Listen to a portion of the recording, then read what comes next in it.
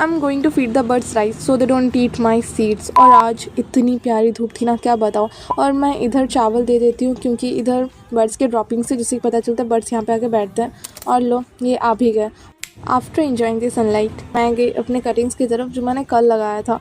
This is how the cuttings looks yesterday and this is how they look today. और मैं in plants को sunlight में रख रही थी जिससे कि इनकी फोटोसिंथेसिस अच्छे से हो पाए।